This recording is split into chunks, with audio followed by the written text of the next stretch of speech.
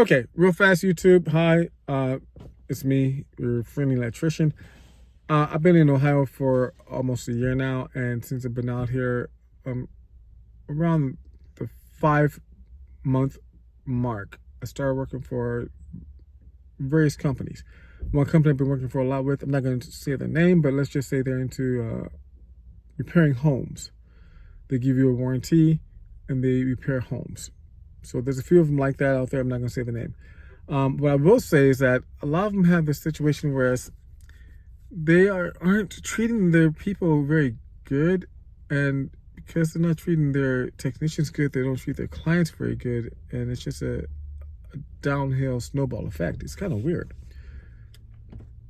The way I do business is, you tell me there's a problem, I'm going to fix the problem. Now, if it falls out of scope of what I'm supposed to be doing, like let's say you tell me your light switch doesn't work.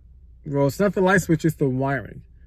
Well, my price is for the light switch, so I can only fix the light switch. If you don't want to pay for the wiring to be fixed, I gotta stop right there, pay me for the light switch, and we're gone. That's the way it would normally work. But in the case of these warranty companies, they only allow for replacement fixtures, or sorry, replacements or fixing switches, outlets, breakers, ceiling fans, bathroom exhaust fans, and basic light fixtures. And it all has to be inside the house. So if you have an outlet on the exterior of the house, that's normally not covered. If you have a light on the exterior of the house, it's not covered. So that being the case, okay. But when it comes to the way they treat us, it's completely different. So my normal rate is about $85 an hour, which is great. But when I first signed for this company, they were pretty much telling me that, you would get a service call fee, which is covered by the client or the tenant. And then from there, you would go ahead and do a basic diagnostic, and then that service call fee includes your drive up there and the basic diagnostic for less than an hour. Anything after that, we'll take care of if it needs to be fixed or repaired, which is their words. They said that it would be considered electrician hours. And so, like, we go up to $100 on electrician hours, and then, you just do the material costs, and then we're good to go. Turns out that's all a lie. Turns out that their electrician hours does not go up to $100, because I tried multiple times to go up to $100 an hour for electrician hours. I had to drop my price down in increments of $5. It landed on $80 being allowed. When it comes to ceiling fans, I try to make it where it was fair. Ceiling fans generally cost about $100 for a cheap, creepy one, a little crappy one, but you get a good one, a ceiling fan, like a 55-inch, for about $150 to $200. You get a really nice one for more money. So I put in there first like $220, because it's like I like buying the good stuff and I know it's going to work. I don't want to come back later on. It rejected it.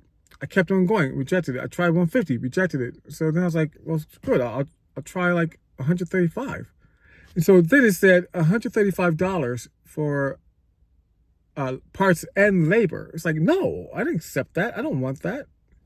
So it went down the list for all these different things. I kept on trying certain prices. Like, for instance, the code requires, anytime you do a breaker replacement, now people fight this all day long, but you can actually look up the code, and it says, anytime you do a breaker replacement, a panel upgrade, or a new line, you are supposed to not only install a SPD, which is a surge protection device, and that's only if it hasn't had one yet, but also for a breaker replacement, so you're supposed to replace them with normally a AFCI or a GFCI. But if you do a CAFCI, which is a combination arc fault breaker, that's the best bet, because that's a GFCI and the AFCI acting at the same time. And it's cheaper too than getting an AFCI or a GFCI breaker. So those breakers are in between $80 to like $300, depending on the brand that you get. It pretty much is stopping at like $16.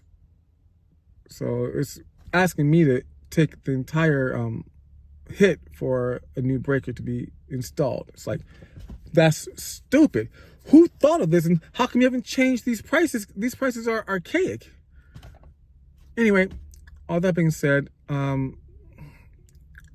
they wanted me to replace a ceiling fan for $135, which I'm not happy with, but I'll do that. I'll replace the ceiling fan for $135, and I'll troubleshoot it for like, let's say $50 to $100.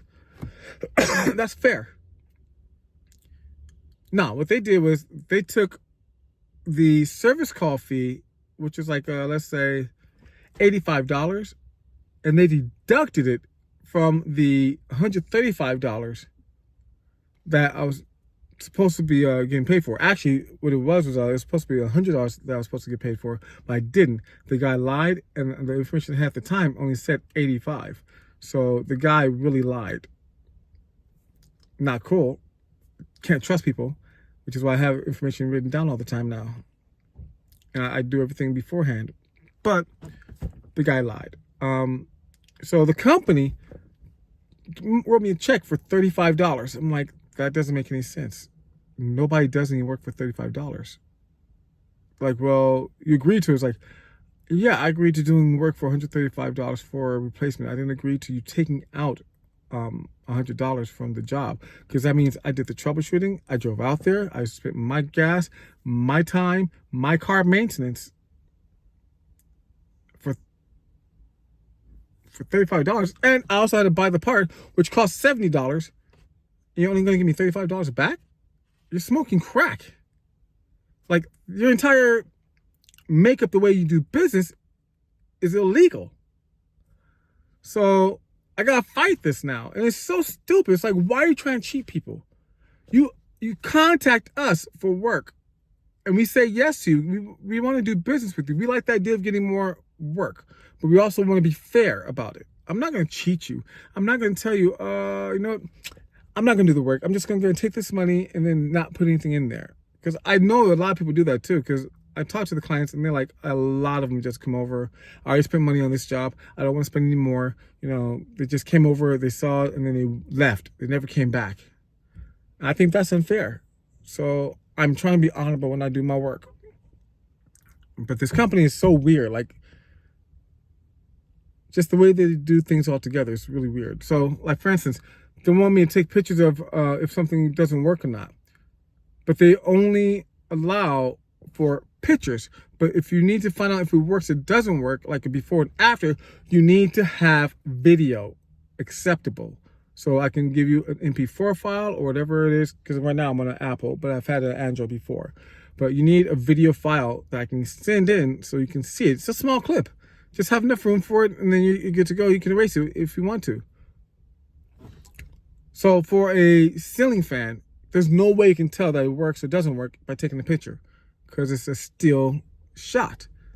For a ceiling fan, for you to know that it works, you need to be able to take video footage, so you can turn the switch on, see it turn around, turn the other switch on for the light, make sure that works. Same thing for a bathroom exhaust fan. You need to be able to hear it working, and you need to be able to see it spinning around. And then if a bathroom exhaust fan has a light, you need to be able to turn the light on and make sure that works. And things like that. I mean, like, even a switch. You need to be able to turn the switch on, turn around to whatever's supposed to be working to show that it works, turn the switch off, and then show that it turns off at the same time. Real simple. But this company did not bother to think about those real basic, simple things, because they didn't want to spend the money on having enough storage for those files to be there. They also want to spend the money on trying to get me to travel really long distances. Like, for instance, they wanted me to travel over 200 miles, which in Ohio is about 5 hours. One direction, 200 miles for a zero travel fee. There's times where they want me to travel that same amount of time for only $100. 5 hours of my time. Now, if you're looking at my electrician hours, it's $80 to $85 an hour. I'm okay with traveling for $50 an hour, but I'm not okay with traveling for free, especially if I'm not going to get approved for the work to be done. And there's been times where I did that travel and I was not approved. So no, you're only blowing your opportunities and your clientele away, as well as your talent away, by not paying for the travel fee. Make it worth my time to go out there. It's worth my gas, it's worth my time, it's worth my car to get out there. I know you guys don't care about our cars, but we do. We have to make a living, we have to make a business, you have to make it fair. So yeah, I mean, bottom line is it's really weird, you know. The opportunities are great, the possibilities are great, but the way they do business is really weird. It's like Trump all the way. You know, what's in for me, I'm only gonna get what is in for me. I don't care about how you feel or how you are. I'm not gonna give you any good services. It's just me, me, me, me, me. But with good business, it has to be a back and forth. You have to give and get. So I might not get the price I want, but I'm going to get something for it. It's going to be fair enough, where it'll make me want to keep working with you. Other than that, I might as well just keep doing Yelp all the time and do like Angie's List and Thumbtack and all those other things. I pay more money, but I'll get more out of it, more than $35. And I'll just repeat, when I first said yes to them, they said you could make like $700 a day because we'll give you like 7 different jobs. Haven't had that happen yet. I've had 3 jobs a day, but I had to like make it work that way. So with those 3 jobs a day, they didn't pay a dime because they would say no most of the time for the work.